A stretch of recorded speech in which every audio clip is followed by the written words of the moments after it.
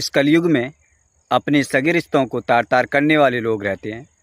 यहाँ लोग अपने सगे संबंधियों के साथ आग बुझाने में लगे हुए हैं, हवस बुझाने में लगे हुए हैं और उसके बाद ये लोग उस हद तक गिर जाते हैं, उनको फिर मारना भी पड़ता है। आज की सच्ची घटना है बुआ भतीजे की, जो आपस में प्यार करते हैं। बुआ प्रेग्नेंट हो जाती है, फिर वो शादी का दबाव बनाती है। जब शादी का दबाव बनाती है तो जाहिर सी बात है, समाज के हिसाब से उन दोनों की शादी नहीं हो सकती।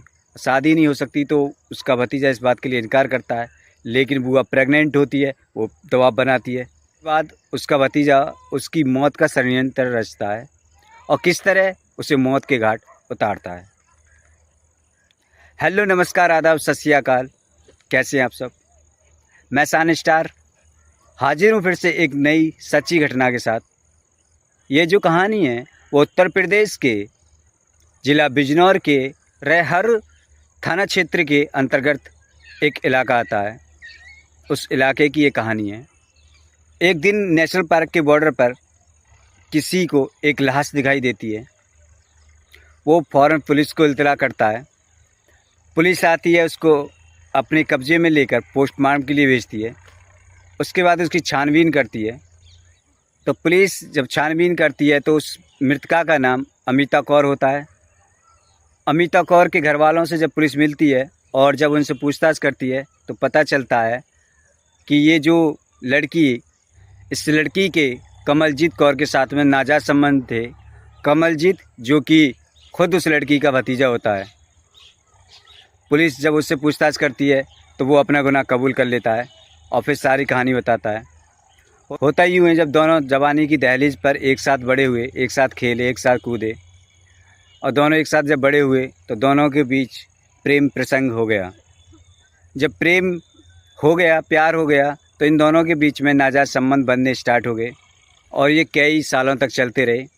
एक दिन अमिता को पता चलता है वो 4.5 महीना की गर्भवती हो चुकी है, तो वो कमलजीत पर शादी करने का दबाव बनाती है। लेकिन कमलजीत इस बात को इनकार करता है। वो उसे समझाता है कि हमारी शादी नहीं हो सकती, हम रिश्ते में बुआ भतीजे हैं और हमें समाज कभी भी एक्सेप्ट नहीं करेगा। लेकिन अमिता इस बात की ज़िद करने लगी और वो हर हाल में उससे शादी करने की ज़िद कर रही थी। वो चाहती थी कि वो प्रेग्नेंट है तो उसके बच्चे को नाम मिले और हर हाल में उसके साथ उसकी शादी हो, भले ही समाज एक्सेप्ट करे या ना करे, लेकिन वो दोनों पति पत्नी हों। जब उसकी बुआ ज़्यादा जिद करती है तो उसे मारने का प्लान बनाता है और एक ऐसा षड्यंत्र रचता है जिसे सुनकर यकीनन थोड़ा सा अचंभा ज़रूर होगा। वो उससे कहता है कि देखो, वैसे तो हमारी शादी हो नहीं सकती, इससे बेटर है हम दोनों अपने आप को ख़त्म कर लें। वो अपनी बुआ को बहला फुसला लेता है और वो बुआ जो है उसकी बातों में आ जाती है और दोनों मरने का फ़ैसला करते हैं। भतीजा जो है कमलजीत एक जहर लेके आता है और जंगल में चला जाता है उसे लेके। तो सबसे पहले उस लड़की को जहर खाने के लिए देता है और बोलता है पहले तुम खा लो, उसके बाद मैं खा लूँगा। इस साथ रह नहीं सकते तो साथ मर तो सकते हैं। लड़की बेचारी भोली वाली उसकी बातों में आ जाती है, वो जहर खा लेती है। उसके बाद वो बेहोश हो जाती है। उसके बाद कमलजीत कौर उसका गला दबा के उसे मार देता है, उसकी हत्या करके जंगल में फेंक आता है।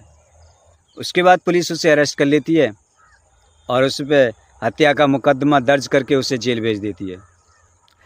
पर दोस्तों, सोचने वाली बात यह है, क्या इस रिश्ते में मोहब्बत करना ज़रूरी था? या मोहब्बत करना ज़रूरी था तो फिर क्या संबंध बनाने ज़रूरी थे? सेक्स करना ज़रूरी था? क्या मोहब्बत का नाम केवल सेक्स तक ही सीमित रह गया है? इसको ही मोहब्बत कहा जाता है? इस कहानी को सुनाने का मकसद हमारा किसी का दिल दुखाना नहीं है और ना ही किसी की भावनाओं को ठेस पहुंचाना है।